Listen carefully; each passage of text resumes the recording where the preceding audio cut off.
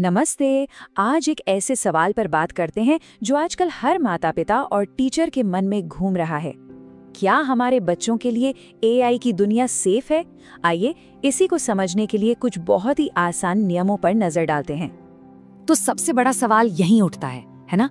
हम हर रोज देखते हैं कि बच्चे एआई से जुड़ी नई नई चीजें इस्तेमाल कर रहे हैं, चाहे वो होमवर्क के लिए हो या फिर कोई गेम खेलने के लिए। पर क्या ये सच में सुरक्षित है? चलिए इसी सवाल का जवाब ढूंढते हैं। जवाब है हाँ, ये सुरक्षित हो सकता है, लेकिन इसमें एक लेकिन है। ये सब कुछ सही गाइडेंस और कुछ जरूरी सावधानियों पर निर्भर करता है। तो फिर इसका हल क्या है? इसका हल छिपा है 3 आसान सुनहरे नियमों में।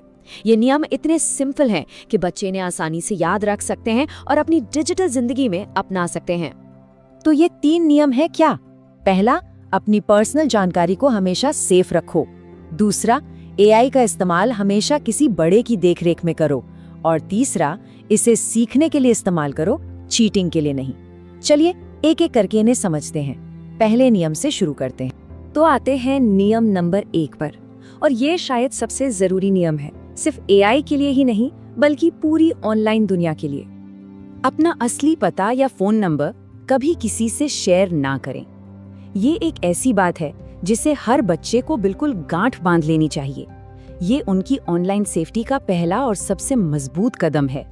मतलब साफ साफ समझ लें कि कौन सी जानकारी कभी शेयर नहीं करनी है। घर का पता और फोन नंबर, ये 2 चीजें किसी भी एआई चैटबॉट या अनजान ऑनलाइन प्लेटफॉर्म पर कभी नहीं देनी चाहिए, क्योंकि इसका गलत इस्तेमाल भी हो सकता है ना? ठीक है, तो पहला नियम तो एकदम साफ है।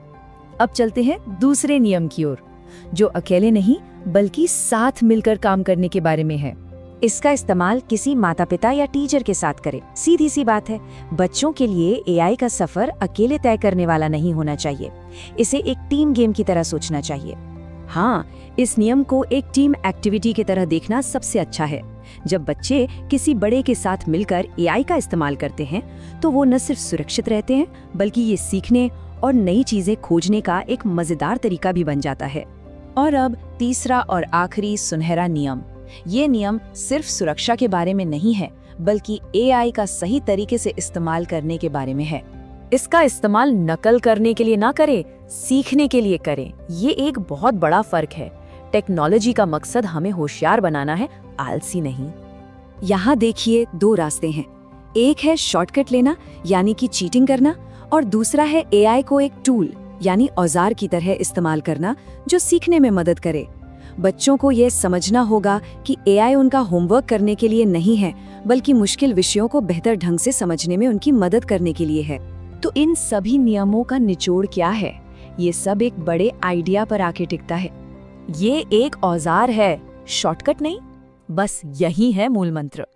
जब हम एआई को एक औजार की तरह देखते हैं तभी हम उसका सही और क्रिएटिव इस्तेमाल करने के रास्ते खोज पाते हैं।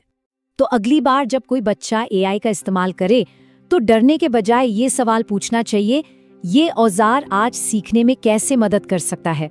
यही सवाल हमें डर से आगे बढ़कर एआई की पॉजिटिव संभावनाओं को तलाशने की प्रेरणा देता है।